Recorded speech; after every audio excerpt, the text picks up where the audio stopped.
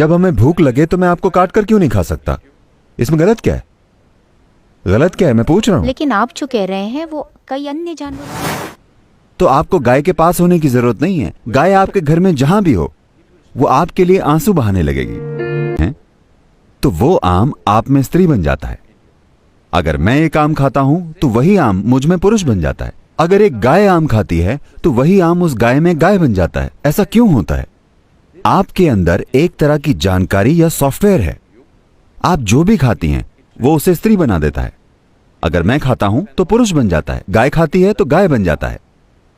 तो हर जीवन जिस प्रकार से चल रहा है उस प्रकार की जानकारी के एक निश्चित आयाम की वजह से चल रहा है, या आधुनिक शब्दों में इसे सॉफ्टवेयर कह सकते हैं।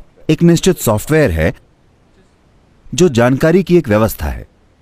अब सोच यह है कि जितना सरल हो सके उतना सरल सॉफ्टवेयर खाया जाए। अगर आप वैसा जीवन खाएंगे जो बहुत ही सरल सॉफ्टवेयर है तो उस सॉफ्टवेयर को तोड़कर पूरी तरह से अपना हिस्सा बनाने की आपकी क्षमता काफी अच्छी होगी। जैसे जैसे वो सॉफ्टवेयर जटिल होता जाता है, ज्यादा से ज्यादा जटिल, तो उसे अपना हिस्सा बनाने की आपकी क्षमता कम होती है। विशेष रूप से अगर वो एक जानवर है जिसमें विचार और भावनाओं की कुछ क्षमता है। अगर उसमें भावनाएं हैं तो आपको उसे नहीं खाना चाहिए। यही समझ है। एक जानवर जिसमें भावनाएं हों, जो भावनाएं प्रदर्शित करता हो, विशेष रूप से अगर वो इंसानी भावनाओं की तरह भावनाएं प्रदर्शित करता हो तो आपको उसे नहीं खाना चाहिए, क्योंकि वो आपका हिस्सा नहीं बनेगा। वो जानवर प्रकृति प्रकट होने लगेगी। दूसरे शब्दों में, भारत में आज शहरों में शायद लोग नहीं जानते, आप गांव में देखेंगे कि लोगों का गाय के साथ बहुत गहरा रिश्ता है।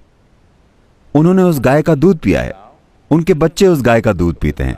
एक बहुत गहरा रिश्ता है। शायद आप न जानती हो, गाय एक ऐसा जानवर है कि अगर आपको कुछ होता है और आप किसी तरह के दुख में हैं तो आपको गाय के पास होने की जरूरत नहीं है। गाय आपके घर में जहां भी हो वो आपके लिए आंसू बहाने लगेगी।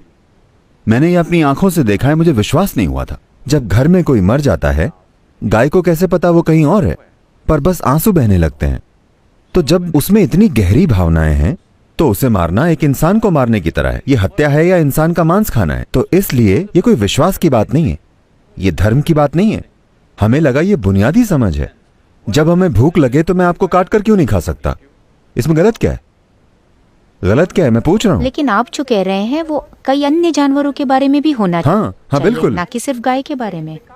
और अब ये सिर्फ गाय की बात हो रही है तो निश्चित रूप से ये समझा जाता है कि ये राजनीतिक या धार्मिक निर्णय है।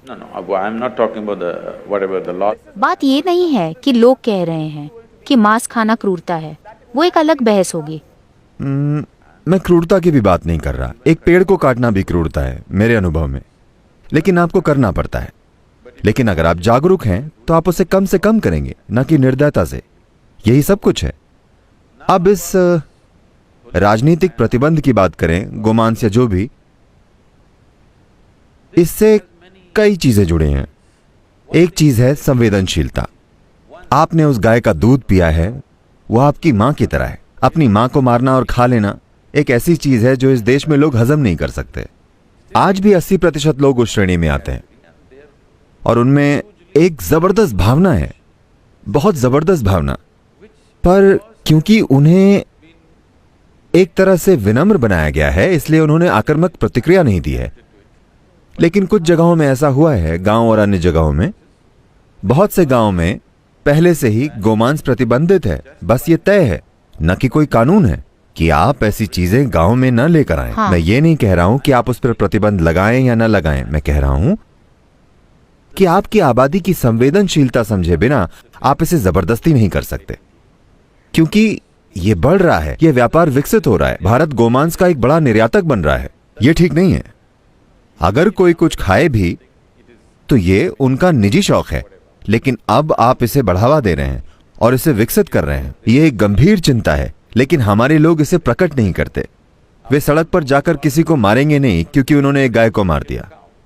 तो प्रतिबंध की जरूरत नहीं है। More education was needed rather than banning. ज्यादा शिक्षा की जरूरत है बजाय प्रतिबंध के।